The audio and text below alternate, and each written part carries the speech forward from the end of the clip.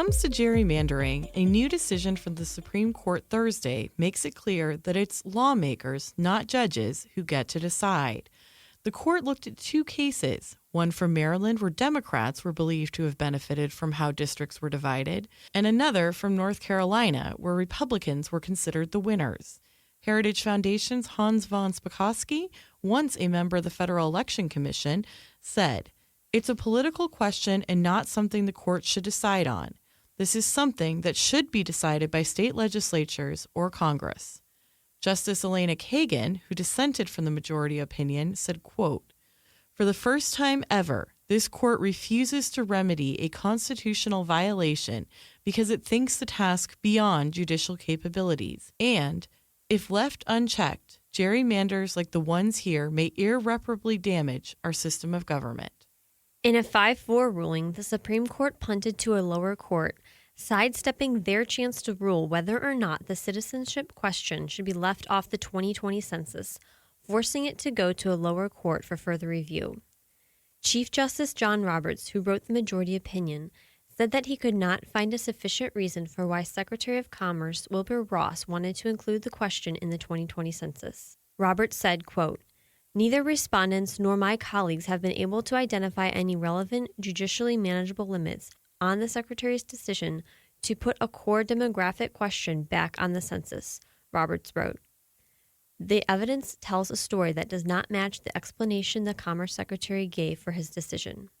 On Twitter, President Donald Trump decried the development, saying, quote, "Seems totally ridiculous that our government, and indeed country, cannot ask a basic question of citizenship in a very expensive, detailed, and important census, in this case for 2020. I have asked the lawyers if they can delay the census, no matter how long, until the United States Supreme Court is given additional information from which it can make a final and decisive decision on this very critical matter. Can anyone really believe that as great a country we are not able to ask whether or not someone is a citizen, only in America," end quote. According to an April report, however, from the House Committee on Oversight and Reform, a citizenship question has appeared on the U.S. Census in one form or another for nearly 175 years. Advice columnist E. Jean Carroll, who is out with a new book, What Do We Need Men For? A Modest Proposal, has accused President Trump of attacking her. Her two friends, who she confided in about the alleged attack in the 90s, have now come forward publicly, speaking to the New York Times. This clip from the New York Times podcast, The Daily, features E. Jean Carroll herself, her friend Lisa Birnbach, and New York Times journalists Michael Barbaro and Megan Twohey. Please note, this clip does include some content regarding what is alleged to have happened that isn't suitable for children. This is going to be the funniest thing I've ever thought of. This is hilarious. So I came out with this, I got to tell somebody, so I told Lisa. You know, she had adrenaline coursing through her body. She was just looking for a release from what had just happened. And in her mind, as she tells it, she'd gone into this exchange with Trump sort of seeing it as like good material, like a great story. I remember her saying repeatedly, "He pulled down my tights." As Lisa tells it, she at first was laughing along. "He pulled down my tights," which got me to think that was as far as it went. But as the story continued, she stopped laughing and started to realize that what E. Jean was describing sounded to her like rape. Honestly, you did say he put his penis in me. And I said, my face just did it. What? He raped you? Oh, And you said, he kept pulling down, he pulled down my tights. He pulled down my tights. And Lisa was emphatic. She said, what you're describing is a rape, and you should go to the police. It was horrible. We fought. And I said, let's go to the police. No. Come to my house. No, I want to go home. right. I'll take you to the police. No. It was 15 minutes of my life. It's over. Don't ever tell anybody. I just had to tell you. E. Jean, while I think at this point had stopped laughing, was not seeing this within a criminal framework. It was an episode. It was a action. It was a fight. It was not a crime. It was, I had a struggle with a guy. Well, It's you happened to me before. felt you encouraged it, probably. Oh, yeah, I know I did. I know I did. Oh, advise you, fabulous. Lingerie, great. The store, it was getting better and better. It was getting better and better. So you felt responsibility for what had happened? 100%. So what does E. Jean do after getting off the phone with Lisa? President Trump has asserted that he is innocent. I have no idea who she is. What she did is it's terrible. What's going on? So it's a total false accusation, and I don't know anything about her. And she's made this charge against others. And you know, people have to be careful because they're playing with very dangerous territory. And when they do that, and it's happening more and more, when you look at what happened to Justice Kavanaugh, and you look at what's happening to others, you can't do that for the sake of publicity.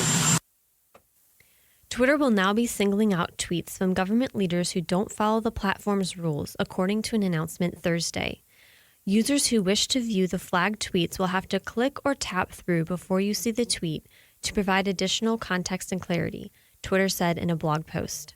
The new rule will apply to verified government officials, representatives, and candidates for public office or government positions who have more than 100,000 followers. Well, in Oregon, Republican state senators have been showing their objections by refusing to show up. 11 Republican lawmakers aren't coming to work since last week, which means the Democrat-dominated state Senate can't pass anything because they don't have enough lawmakers for a quorum. A top issue is a cap and trade bill. Democrats now claim they couldn't pass the bill even if Republicans came back because they simply don't have the votes.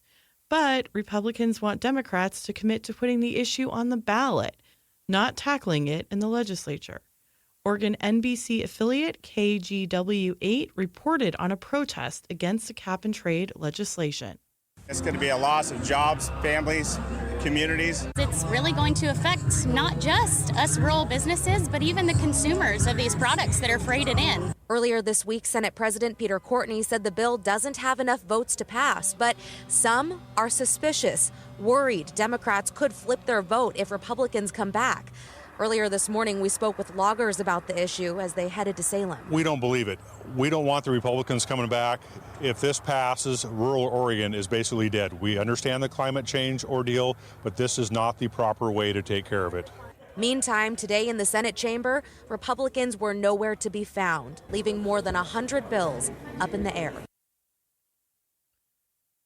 Earlier this week, Governor Kate Brown, a Democrat, spoke out against the Republican senators in hiding. Let me make this perfectly clear. The Republicans are not standing against climate change. They're standing against democracy. That's right! We need to make sure that the legislative branch operates, and we need to make sure that the Republicans come back and do their jobs. Next up, we'll feature Daniel's interview with Jim Phillips. Tired of high taxes, fewer healthcare choices, and bigger government? Become a part of the Heritage Foundation. We're fighting the rising tide of homegrown socialism while developing conservative solutions that make families more free and more prosperous. Find out more at heritage.org. Well, tensions are steadily rising between Iran and the United States. And here to unpack the latest developments is Jim Phillips. He's the Senior Research Fellow for Middle Eastern Affairs here at the Heritage Foundation. Jim, thanks for your time. Thanks for inviting me.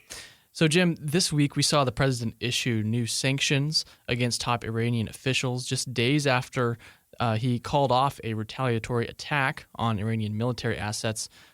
Walk us through what led to those new sanctions. Well, last week, the Iranians ratcheted up their shadow war against U.S. allies in the Persian Gulf by increasing attacks on mines. And I think the beginning of last week, actually Thursday of last week, they shot down an unmanned drone flying over the Gulf. And at that point, President Trump considered a military attack on the Revolutionary Guard missile batteries that had shot down the drone, and at the last minute decided to withhold that military action, instead opting for a cyber attack and another round of sanctions he announced on Monday. So right now we're kind of in a pause, but the slow motion confrontation between the U.S. and Iran is markedly accelerating. Now, from reports, a number of folks inside the White House were recommending that he go forward with that attack. What did you make of him pulling back? Well, I would take him at his word. He said that he was concerned that the attack would be disproportionate in terms of the loss of Iranian lives, and that may be true. The problem with that is that the Iranian regime doesn't necessarily feel those constraints, and so that may give them an edge in the future if they think the president will refrain from going ahead down the military path. But I think on a one-off situation, I think the fact that he did launch a cyber attack covers him on that score, and I think they'd be crazy to challenge his determination by pressing their luck again. Well, the Wall Street Journal today is reporting a new strategy in the Gulf that the U.S. is putting forward, trying to put together. Can you unpack what that's about?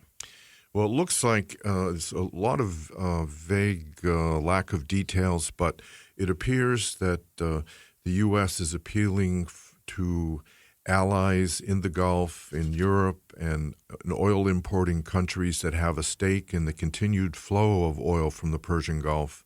About 20% of the world's oil goes through the Strait of Hormuz, and by appealing to allies to help monitor the flow, that would free up U.S. naval forces for offensive action if needed. So this is kind of a replay of what happened in the 1980s when the Iranian Revolutionary Guards attacked neutral shipping, and the U.S. responded by reflagging Kuwaiti tankers and escorting them. This time, it would be done more by an international group instead of just the U.S., and I think that would be an improvement. So tell us about these new sanctions. They're really just on the top, some of the top leaders in Iran, the Ayatollah and a few officials. The Iranian President Rouhani called them outrageous and idiotic. What impact do you expect these to have? Well, I think they've already definitely unsettled the Iranians.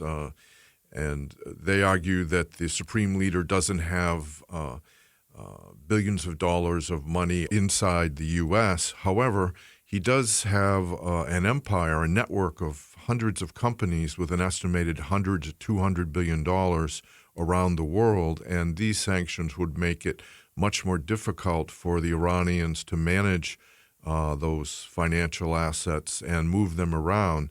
Also would expose any foreign firms that cooperate with the Revolutionary Guards or the Supreme Leader in moving that money. That would expose them to sanctions. So if nothing else, it will drive up the cost of the Supreme Leader's normal business activities. And of course, these are just the latest round of sanctions. We've seen the Trump administration really piling on the sanctions since he took office. What kind of impact have those sanctions had in the last couple of years?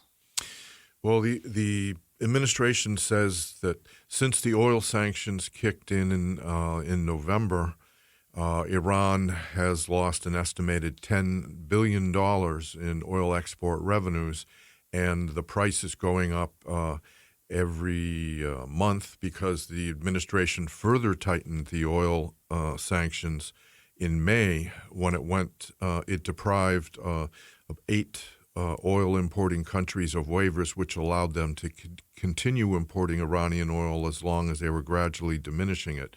Now those oil exports have gone from about 2.5 million barrels a day to less than 500,000 barrels a day, and that is really suffocating the Iranian economy. And what does that mean in terms of Iran's ability to fund not only their own aggressive activity, but terror groups? Well, it really takes away their latitude in moving these funds around. They've been forced to cut their military budget, their budget for the Revolutionary Guards, although it's interesting, they did raise their budget for internal security, kind of the regime thugs that keep Iranians off the streets. So they are anticipating further protests, which is interesting. But also they've been forced to cut back their subsidies for their network of proxies. Hezbollah, which is their leading proxy, the Lebanese Shiite revolutionary terrorist group, Hezbollah has been forced to cut back its budget and has been forced to appeal for donations from Shiites around the Middle East. So that's an interesting development. Yeah, certainly. Well, you mentioned Iranians themselves becoming dissatisfied with the state of the economy. This week, President Trump tweeted, I'm going to quote here, "The wonderful Iranian people are suffering, and for no reason at all. Their leadership spends all of its money on terror and little on anything else," end quote. Do you think that the people's anger is mainly directed toward the U.S., or are they increasingly blaming their own government? Well, they do blame their own government for not only for political repression, the human rights abuses, but also incredible economic mismanagement and corruption. And I think the president is trying to tap into that. And a series of anti-regime demonstrations, the Iranian people spontaneously have broken out into chants, not for Syria, not for Gaza. We give our lives only for Iran. And so that shows that there is resentment about the adventurous military interventions the regime has staged in Syria, increasingly in Yemen, and its efforts to stir up conflict between Israelis and Palestinians. And Iranians want their money to be spent at home. And that, I think, is a long-term sore point that will continue to generate opposition to the regime at home. Well, we saw in 2009 the uprisings against the government in Iran, which were violently put down. Do you think regime change is a possibility in Iran within the next 10 years or so? I think it is a possibility, but it's like predicting a volcanic eruption. Yeah. It's hard to say exactly when, and when it happens, it's difficult to say who would end up on top. I would anticipate that the Revolutionary Guards would step in with some kind of military coup, but I'm not sure how long they could hold on. But what's interesting to me, I think, is Iran is looking for a regime change in Washington. And it initially adopted a policy of strategic patience, hoping to outlast the Trump administration and deal with what it hoped would be a more tractable future successor administration. And then recently, I think it's been forced to give up that strategy because the sanctions have really bitten a lot harder than Iran anticipated. And they also may be seeing that he's got a good chance of being reelected. So I think part of their strategy in kind of confronting the U.S. is not only to defuse political opposition at home with a rally around the flag kind of strategy, but also to accentuate the cost to the U.S. of this policy of maximum pressure. And I think they were hoping to drive up gasoline prices this summer in order to kind of wear down the popularity of the president. And I think the Iranians remember that they played a role in bringing down the Jimmy Carter administration and depriving him of re-election. I think they hope to do that with Donald Trump as well. Interesting. So you think that's what's driving the aggression? I think that's part of their strategy.